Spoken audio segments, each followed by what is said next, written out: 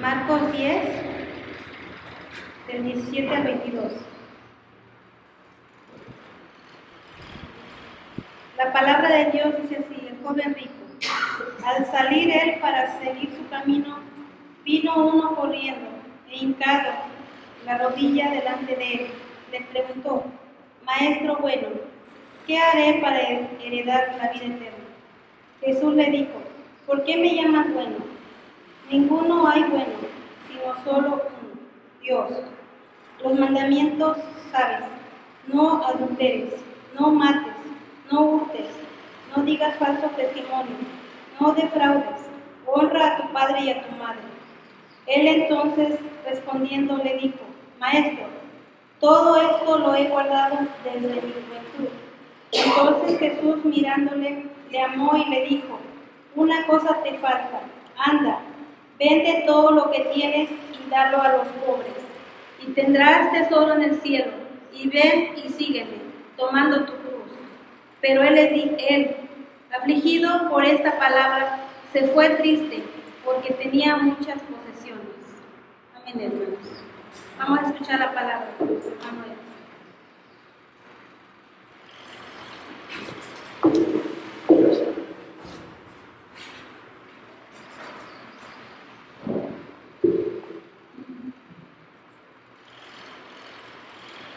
Pues qué bendición, mis hermanos, estar nuevamente aquí. Vamos a iniciar con una oración, por favor. Padre bendito, te damos gracias porque permites, Padre, que tenemos la libertad de reunirnos, usarnos como el cuerpo de Cristo. Gracias porque podemos seguir escudriñando tu palabra en el libro de Marcos y porque seguimos aprendiendo cosas que tú nos enseñas, Padre, que nos preparas, que nos animas, nos alientas, Padre, cada día, Padre, y sabemos que esta palabra que tú nos das sirve justamente para que nosotros logremos, Padre, entender lo que tú quieres de nosotros. Bendice, Padre, a los hermanos, quita cualquier distractor que haya en este momento, Padre, permite que sea edificante el mensaje que he preparado para cada uno de los hermanos, Padre. En el santo nombre de mi Señor Jesús. Amén. Amén, hermanos. Bueno, pues regularmente en todas las Biblias siempre dice el título de esta porción, el joven rico. Ya dimos lectura al libro de Marcos 10, 17, 22. Y bueno, en el mensaje anterior estuvimos considerando la afirmación del Señor Jesucristo cuando dijo: el que no reciba el reino de Dios como un niño no entrará en él.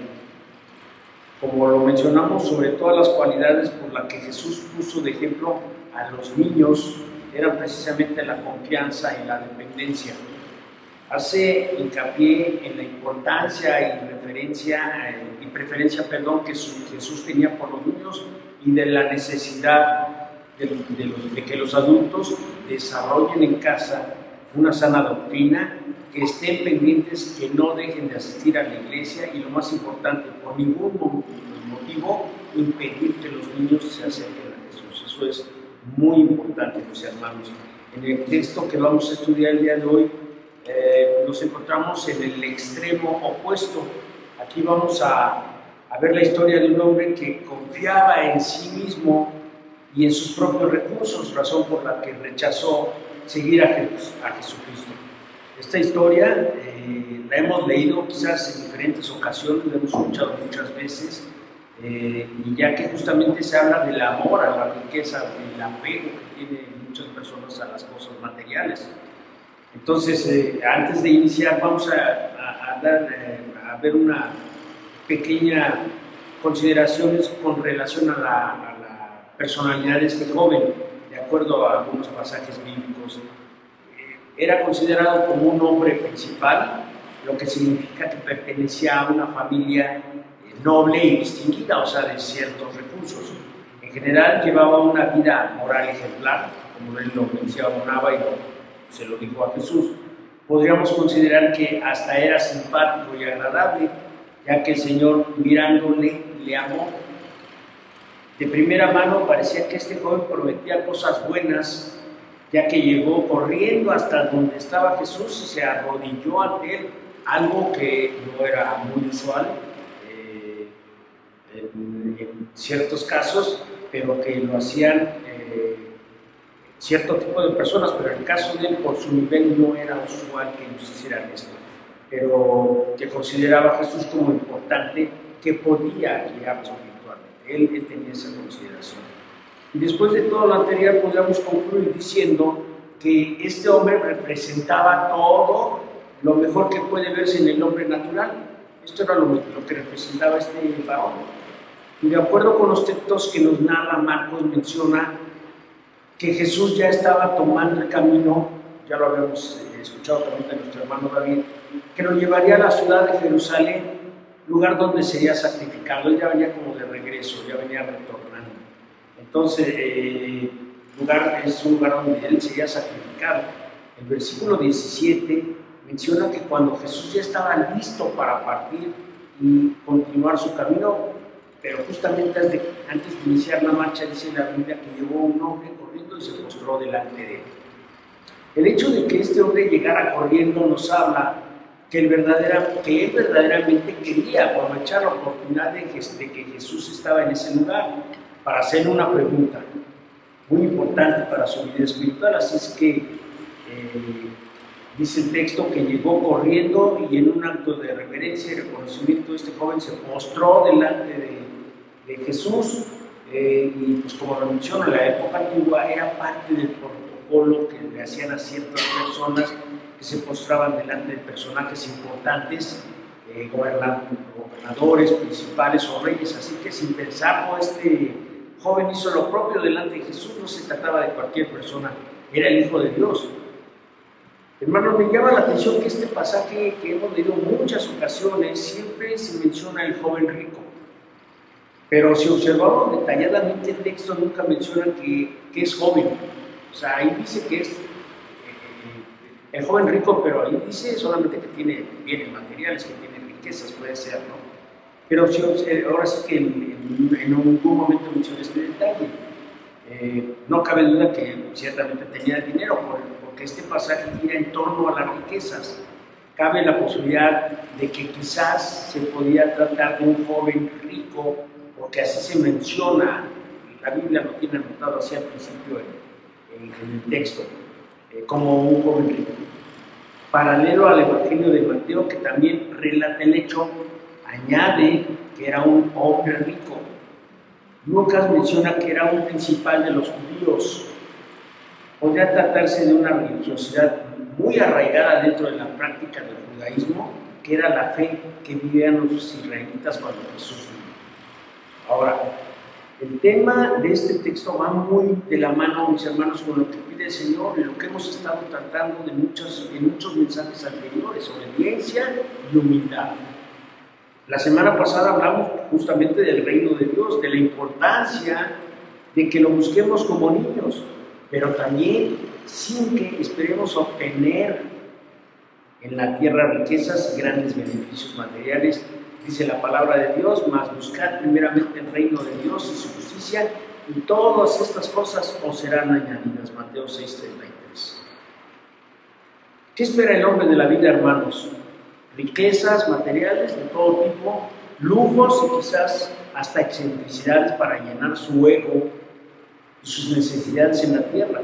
Ese ha sido un gran mal de la humanidad, que lo ha llevado a cometer toda clase de actos que van en contra de los mandamientos del Señor. La gente no ha entendido que el verdadero tesoro de la vida se encuentra en el cielo, ya que en la tierra se quedará todo lo que hayamos adquirido. Dice Primera de Pedro 2:11: amados, yo os ruego como a extranjeros y peregrinos que obtengáis de los deseos carnales que batallan contra el alma. Nosotros somos extranjeros y peregrinos aquí, mis hermanos, estamos de paso nada más.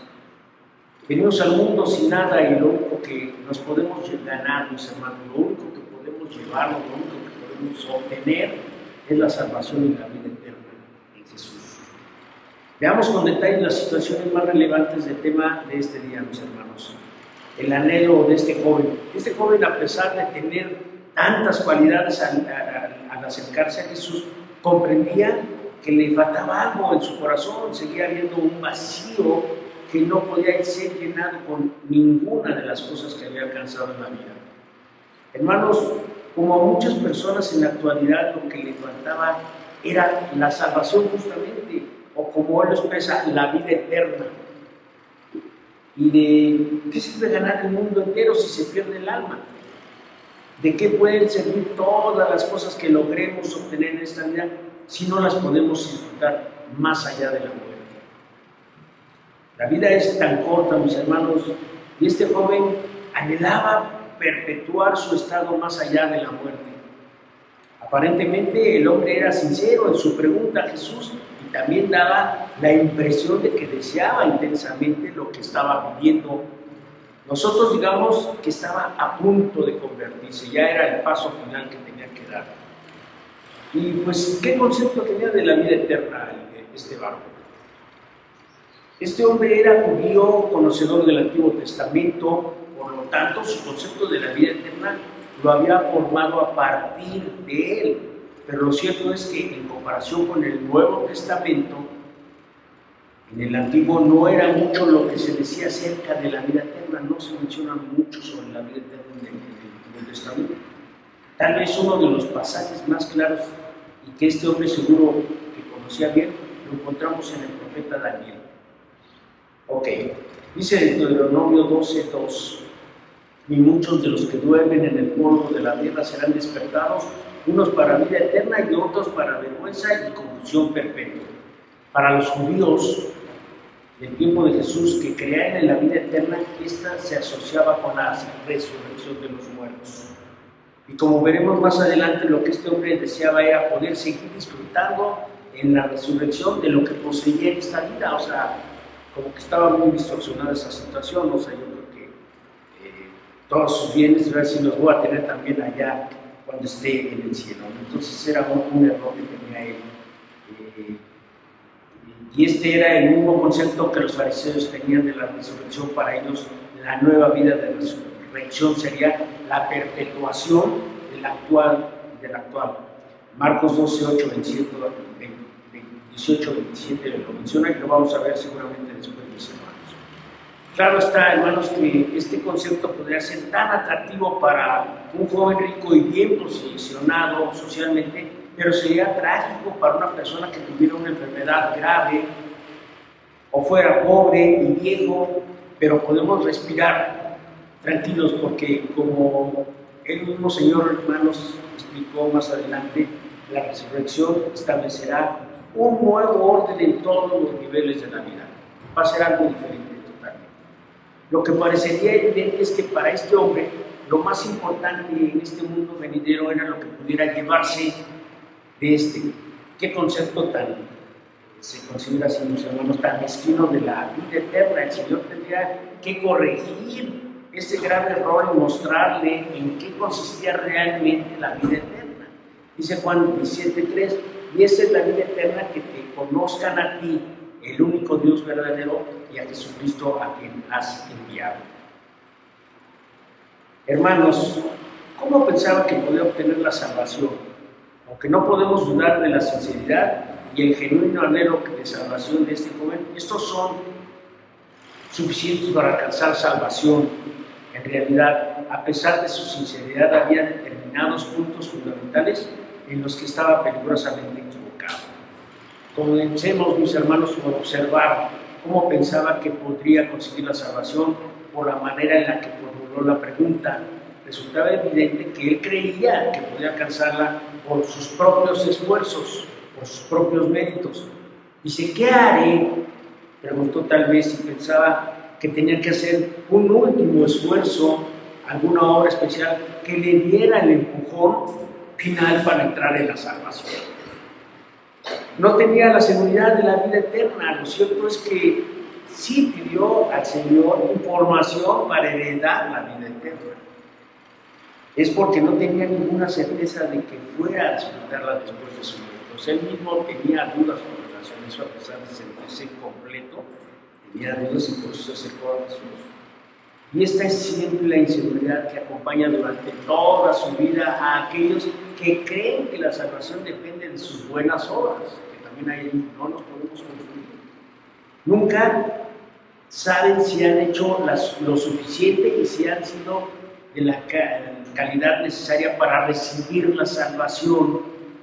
Por eso la duda nunca desaparece, como veremos más adelante también. El joven pensaba que había cumplido todos sus mandamientos, pero sin embargo se sentía perturbado, sin paz, y en el corazón y lleno de ansiedad. De ahí la pregunta, ¿qué más me falta?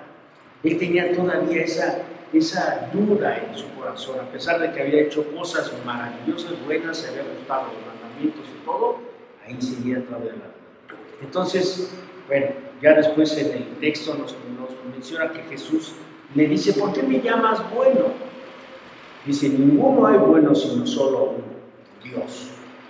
Como hemos dicho, este joven estaba gravemente equivocado en cuanto a sus conceptos sobre la vida eterna y la forma de alcanzarla, pero tampoco entendía quién era Jesús. Así que el Señor se ocupa inmediatamente de aclararle ambos conceptos. El concepto que tenía del Señor. Hermanos, el joven se había dirigido a Jesús llamándole Maestro bueno. Y tal vez esperaba que el Señor se sintiera honrado y por esa forma de tratarle, pero el hecho es que no fue así. ¿Y por qué? Fundamentalmente no porque Jesús no fuera bueno o no fuera maestro, sino porque el joven no estaba entendiendo lo que estaba diciendo realmente. Era evidente, mis hermanos, que tenía un concepto elevado de Jesús, igual que mucha gente de nuestro tiempo. Pero esto es completamente insuficiente si no hace justicia a todo lo que es en la realidad. El Señor empezó por analizar la forma en la que el joven usaba el término bueno. Para ello hizo la siguiente afirmación: ninguno hay bueno sino solo Dios. De aquí se desprenden dos conclusiones fundamentales. La primera deducción lógica es que el joven no era bueno, porque a lo mejor por eso quiso utilizar esa palabra para impresionar a Jesús, ¿no? Que no era bueno y por muchos que se esforzara, nunca lo iba a hacer. Solo Dios es bueno y queda otra cuestión, quizás la más importante. ¿Era Jesús bueno? ¿Qué quería decir el joven y cuando le llamó bueno? Según esta afirmación, Jesús solo podía ser bueno si era Dios. ¿Era esto lo que el joven quería decir? Realmente no. Él nada más lo dijo como para impresionar a Jesús, ¿no? Quizás en ese momento se dio cuenta de que estaba usando el término bueno de una forma muy ligera. A partir de aquí, cuando vuelve a dirigirse a Jesús, en la segunda ocasión, simplemente le llama maestro, ya no dice maestro bueno. De esto deducimos que había usado el término bueno con el propósito de hacer un cumplido a Jesús, pero no porque pensara realmente que él era Dios encarnado. Que ya no dijo Jesús, solo hay uno y es Dios. Y de la falta de una comprensión adecuada de quién era Jesús, surgen después las otras dificultades del joven. Por ejemplo, el mandato que Jesús le hizo más tarde para que vendiera todo lo que tenía para dárselos a los pobres. No tendría la misma fuerza ni autoridad si el que se lo mandaba era simplemente un maestro o si era el mismo Dios. El error del joven es muy común en nuestros días. Muchas personas ven a Jesús como alguien distinguido y bueno y piensan que por esa razón el Señor se siente satisfecho y halagado. Pero esto no es así. Mientras no reconocemos todo lo que Él es, le estaremos menospreciando. No basta con decirle Padre bueno, Señor bueno, Maestro bueno, sino lo importante es que nosotros realmente lo hagamos, pero con nuestra forma de ser, con nuestro comportamiento, con la forma en la que nosotros nos dirigimos, mis hermanos. El concepto que tenía de sí mismo. La segunda cosa en la que también estaba equivocado era en el concepto que tenía de sí mismo, como hemos dicho al principio. Él creía que podía ganar la vida eterna haciendo algo más. En el fondo se creía bueno y pensaba que estaba a la altura de lo que Dios demanda del hombre. Por eso el Señor tuvo que recurrir a la ley para actuar para que actuara como un espejo en el que se pudiera mirar y ver su pecado. Los mandamientos, ¿sabes? El Señor citó varios mandamientos que trataban principalmente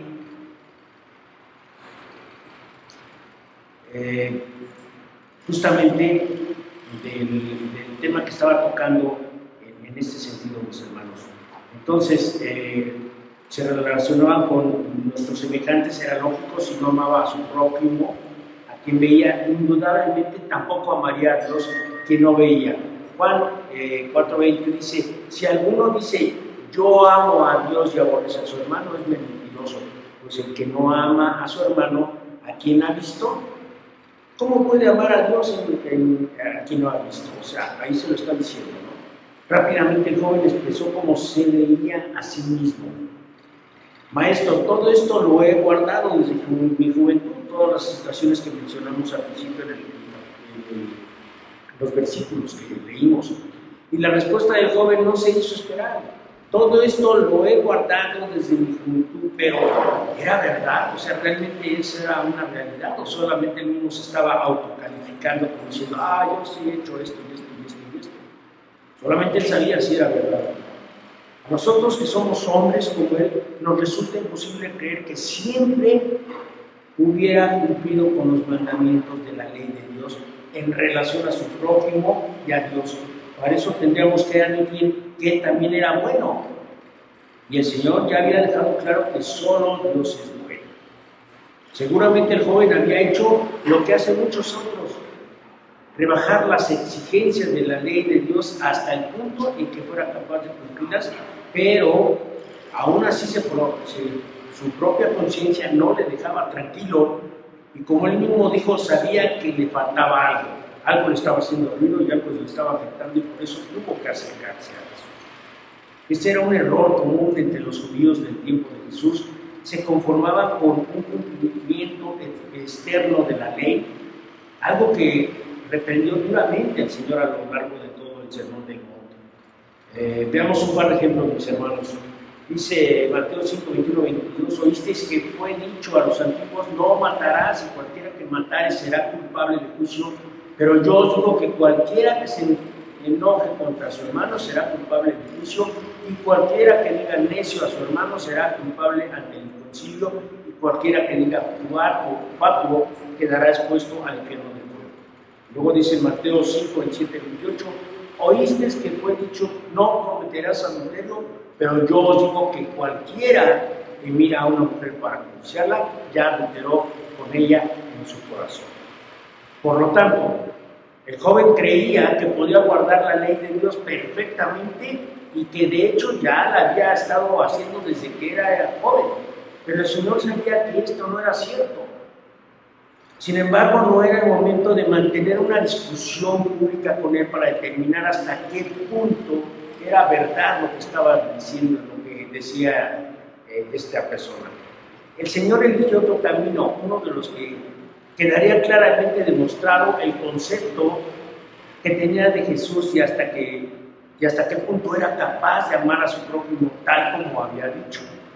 Entonces, pero antes de que Jesús le hiciera el mandato que pondría en evidencia la autenticidad de su corazón, el evangelista se detiene a considerar que la mirada de Jesús en ese momento, entonces Jesús mirándole, le amó. ¿Cuál era el significado de esa mirada? Era una mirada de amor. Este detalle es muy importante porque lo que luego le iba a mandar, a pesar de lo duro que le podía resultar, al parecer era fruto del amor de Dios. También había mucho de compasión por aquel joven en el que él veía una extraña mezcla de fervor e ignorancia. Una cosa le falta, anda, vende todo lo que tienes y dáselo a los pobres. Esa fue lo que le dijo Jesús a este varón. ¿Cuánto le faltaba al joven para tener la vida eterna? Finalmente el Señor contestó a la pregunta del joven diciéndole lo que le faltaba para heredar la vida eterna. Una cosa te falta, vende todo lo que tienes y dalo a los pobres. Tal vez, mis hermanos, podamos pensar que el Señor no vio tan mal al joven después de todo. Solo le dijo que le faltaba una cosa. ¿Cuántas cosas nos faltan a nosotros, mis hermanos? ¿Cuántas cosas nos faltan? Pero no era esta la cuestión. El joven le faltaba una sola cosa, precisamente la única que es necesaria para tener la salvación. En Hechos 16:30-31, señores, ¿qué debo hacer para ser salvo? Ellos dijeron, cree en el Señor Jesucristo y serás salvo. En el momento de la verdad, mis hermanos, el Señor le estaba llevando hasta una encrucijada a este joven. ¿Creería en él y él le obedecería? Por supuesto, se trataba de creer en Cristo, no como Dios, porque ¿qué más tendría autoridad para mandar a otra persona algo semejante a lo que Jesús le estaba mandando? ¿Quién tenía esa posibilidad? Nadie más, mis hermanos. También había llegado el momento cuando tendría la oportunidad de demostrar cuánto amaba realmente a su prójimo. O tal vez amaba más sus riquezas que a las personas que tenían necesidad. Y pues, ¿para quién está dirigido entonces este mandamiento, mis hermanos? Algunos se han preguntado si este mandamiento es para todos los ricos. No, o sea, para todos los que tienen riquezas, para todos los que tienen poder, que tienen bienes. Si así fuera, lo primero que tendríamos que resolver es quién entra dentro de la categoría de rico, a qué nivel va a llegar esa orden, ese mandamiento, ¿no? Y parece que esto parece muy difícil de determinar, ya que a veces hablamos incluso de países, hablando de términos globales, países ricos y pobres. Y puesto que no encontramos un mandamiento general en la palabra a todas las personas ricas a que hagan lo mismo, creemos que se trataba de algo específico para este joven, que le serviría para ver con claridad lo que realmente había en su corazón. Además, sabemos que hubo algunos creyentes que fueron muy ricos y Dios nunca les mandó que vendieran sus posesiones en aquella época para darlas a los pobres, como por ejemplo a Isaac, que lo podemos ver en Génesis 26:33, y también a su padre Abraham. Dicho esto, no debemos olvidar, sin embargo, que el principio que encontramos aquí es de valor permanente para todos. Cuando las riquezas llegan a ser un impedimento para seguir al Señor, será preciso deshacerse de ellas, de la misma manera que cortamos una mano o un pie. Ya lo vimos también en Marcos 9:43-48. Y por supuesto, nunca debemos considerar que lo que tenemos en nosotros, sino que no somos administradores de los bienes de Dios y que debemos utilizar siempre para su gloria, no para nuestro beneficio, no para llenar nuestro ego, mis hermanos. Podemos quedarnos también con el ejemplo de la iglesia primitiva, que en casos de necesidad extrema no dudaron en vender sus bienes para ayudar a sus hermanos más pobres. También lo podemos ver en Hechos 2:44-45 y 4:34-37. ¿Se habría salvado si hubiera vendido todas sus posesiones este varón, este joven? Notemos que el Señor no le dijo esto en ningún momento, y además esto era solo una parte de lo que Jesús le mandó, porque no olvidemos que a continuación añadió, ven, sígueme, y tomando su cruz.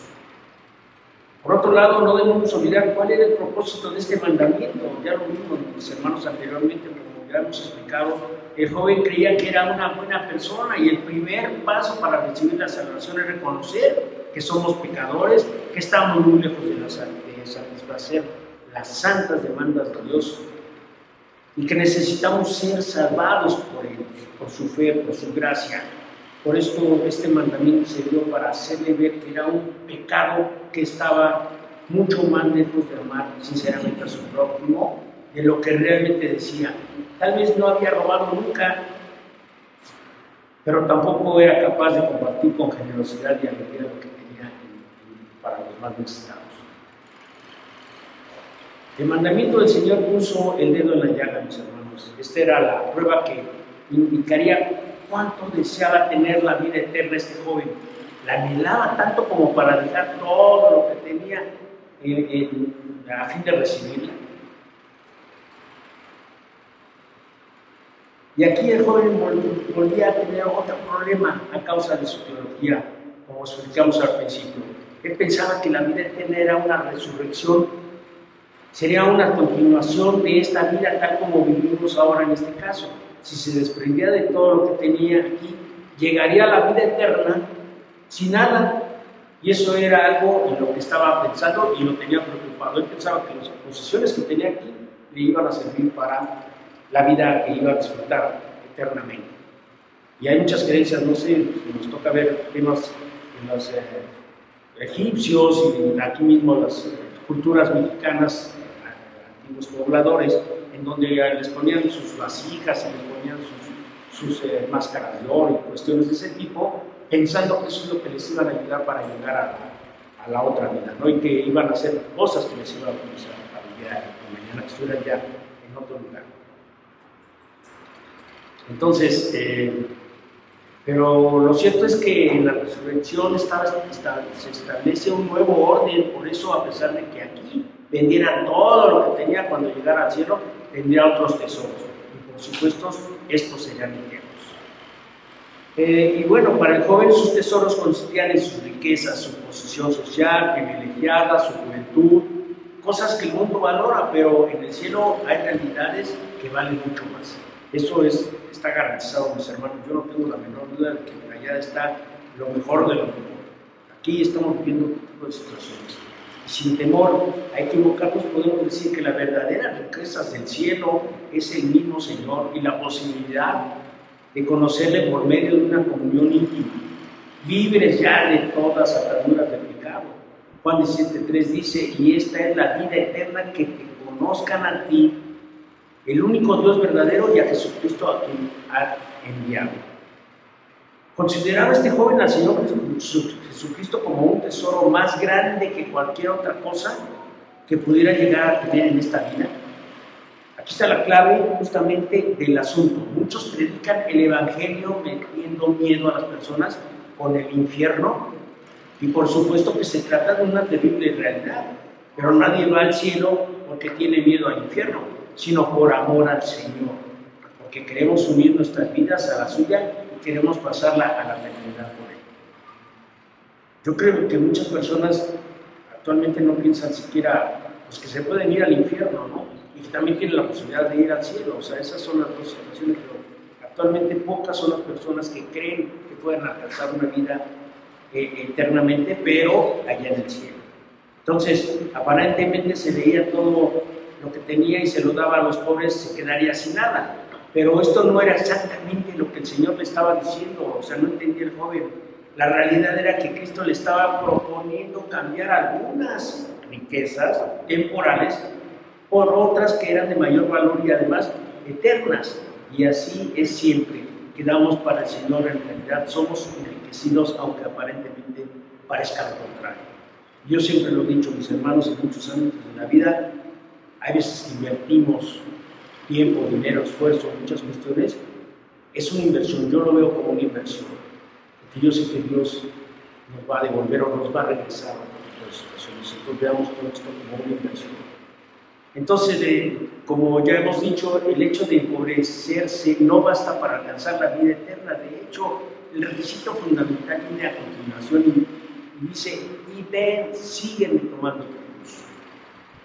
Seguramente cuando se acercó a Jesús al principio, el joven estaba esperando el consejo de un maestro, tal vez alguien que le diera la aprobación diciéndole que estaba en el camino correcto. A lo mejor que le dieran unas cuantas: vas por el camino correcto, vas perfectamente, vas muy bien. Y que no debía preocuparse en exceso, pero lejos de recibir un consejo, lo que Jesús le dio fue un mandato: toma tu cruz. También ya vimos el tema de tomar la cruz, mis hermanos, lo que significa, el significado de tomar la cruz. El joven había planteado su salvación pensando en añadir buenas obras y méritos a su vida, pero el Señor le indicó que lo que tenía que hacer era quitar. Por el momento le había mostrado que sus posesiones materiales eran un obstáculo para que pudiera recibir la vida eterna y que por lo tanto debía deshacerse de ellas. Pero esto no era todo lo que debía quitar, tal como a continuación le explicó el Señor. Toma tu cruz. Ya tocamos este tema anteriormente, que significa el hecho de de tomar nuestra cruz, mis hermanos. Dijimos en aquel texto, si mal no recuerdo, se llamaba Perdiendo la vida para ganarla. Se llamaba ese tema. Hermanos, ya dijimos que el Señor estaba en el camino a la cruz. En 3 ocasiones diferentes le dijo a sus discípulos que se dirigía a Jerusalén, donde iba a morir. Así que la primera conclusión es que para seguir a Jesús, lo primero que tendría que hacer sería identificarse con su cruz. No se puede ser un seguidor de Cristo y avergonzarse de la cruz. Pero en segundo lugar, no solo era cuestión de identificarse con la cruz de Cristo, sino que era necesario también que el hombre tomara su propia cruz. Ahora bien, popularmente se utiliza la expresión vaya cruz que me ha tocado. Muchos dicen, ay, es una encrucijada, o esas ocasiones son palabras que a veces se utilizan para referirse a alguna prueba o un sufrimiento por lo que una persona atraviesa, pero en la Biblia la cruz no era simplemente un lugar de sufrimiento, sino de muerte y de ejecución. Dijimos que era ese hombre de las muertes más crueles que había en aquella época. Por lo tanto, el Señor le estaba mandando morir. Probablemente nos asuste este lenguaje. ¿Acaso Jesús le estaba mandando a Rubén que lo acompañara a Jerusalén para que muriera junto a él en otra cruz? No era esto lo que quería decirles. Si quería ser un seguidor suyo, tenía que morir, pero internamente, a su yo, a lo que él vivía actualmente, a lo que estaba pasando por ese momento. Entonces, pero no era físicamente, por supuesto, se trataba de dar muerte a aquello que hay en nosotros, que ofende y desagrada a Dios. Pablo hablaba de considerarnos muertos al pecado. Y no olvidemos que esto no era algo que solo tenía que hacerse este joven, sino que es el requisito para todo aquel que quiera ser un auténtico cristiano. En Marcos 8:34 dice, llamando a la gente y a sus discípulos les dijo, si alguno quiere venir en pos de mí, niéguese a sí mismo, tome su cruz y sígame. Este punto que debe de ser un momento especialmente duro para aquel joven. Fue un momento duro para aquel joven. Por un lado, él no se veía a sí mismo como una persona tan mala, ya lo había mencionado, alguien que tuviera que morir a sí mismo, y por otro lado el consejo que tenía de Jesús no era tan elevado como para obtener en algo que en tal caso solo Dios podía mandarle. ¿Qué haría? Desgraciadamente el joven rehusó, fíjense, son las cosas, el camino de la cruz. Había entendido perfectamente lo que Jesús le estaba demandando para ser un seguidor suyo y lo rechazó.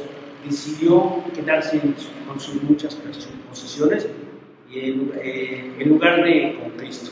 Tan lleno de entusiasmo como había llegado y tan triste como se fue, ¿qué había pasado? ¿Qué había pasado con este varón, mis hermanos? Entonces, tal vez ese joven había llegado con una seguridad que podía ser un discípulo de Jesús. Podía también pertenecer a ese grupo de los que estaban con Jesús, al mismo tiempo que vivía su propia vida. Y el Señor le dijo que esto no es posible, que debía elegir entre una u otra opción. No tenía las dos opciones. No se puede servir a dos señores. Seguir a Jesús es incompatible con tener otros dioses o ídolos, los hermanos. Cristo exige lealtad absoluta. Mateo 6:24 dice, ninguno puede servir a dos señores porque aborrecerá al uno y amará al otro, o estimará y amará al otro. No podéis servir a Dios y a las riquezas. Tal vez ocurrió como a muchos que quieren a Cristo para que sean su Salvador, pero no están dispuestos a identificarse con Él al punto de sufrir la humillación de la cruz. Tal vez era como muchos que están dispuestos a aceptar que Cristo fue a la cruz por sus pecados, pero de ninguna manera están dispuestos a morir. Ellos mismos, sus propios pecados, no quieren aceptar que debe haber un arrepentimiento sincero antes de que puedan ser recibidos por Dios y salvados por gracia. Tal vez era uno de los que dicen confiar en Cristo para su salvación, pero al mismo tiempo creen que ser buena persona y todas las obras que hacían podría ser salvo por sí mismo y por esas situaciones. Y bueno, pues él tomó la triste decisión de irse. Él tomó la decisión de separarse, ya no seguir a Jesús, prefería seguir con sus beneficios económicos, ¿no? Entonces, Con su comportamiento, el joven había demostrado que no estaba dispuesto a dejar sus posesiones para seguir a Cristo, aunque éste le prometía riquezas celestiales, y ante su desconfianza y rechazo se alza el ejemplo supremo de Cristo y lo que hizo por este joven y por todos nosotros, dice 2 Corintios 8:9, porque yo conocí la gracia de nuestro Señor Jesucristo, que por amor a vosotros se hizo pobre, siendo rico, para que vosotros con su pobreza fueseis enriquecidos. Finalizo, mis hermanos, concluyendo que mientras el hombre esté atado a las cosas materiales, no podrá seguir a Cristo. Mientras no quiera tomar la cruz, tampoco podrá seguir a Cristo. La obediencia y la humildad son algunas de las cosas básicas para lograr ser aceptados en el reino de los cielos. Así que evaluemos nuestra personalidad como creyentes y cristianos, viviendo en fe, y al Señor Jesús buscando primeramente su reino y su justicia. Y les dejo 2 preguntas para reflexionar, hermanos. ¿Estamos pidiendo a Dios de manera correcta que nos herede la vida eterna? Y la segunda, ¿estamos haciendo lo correcto para heredar esa vida? Oremos. Padre bendito, cuántas gracias te damos. Porque, Padre, tú quieres, con estos mensajes, sensibilizarnos, Padre, ante las situaciones que debemos de, determinaciones que debemos de tomar.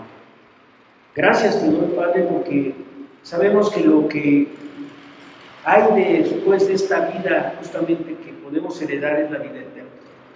Pero que hay que trabajar, Padre. Y hay que dejar todas las cosas que nosotros estamos atadas en ellos en la tierra, Padre, de tal manera que podamos alcanzar esa vida que tú nos ofreces, esa vida que tú nos vas a dar, si es que cumplimos ciertamente con todo lo que nos has pedido. Gracias te doy, Padre, porque nos das la oportunidad y tenemos la posibilidad de alcanzar salvación en la sangre de nuestro Señor Jesús, porque nos diste esa posibilidad cuando nuestro Señor Jesús subió a la cruz. Gracias, Padre. Gracias por esta enseñanza, Padre, y joven rico. En el santo nombre de nuestro Señor Jesucristo damos gracias. Amén.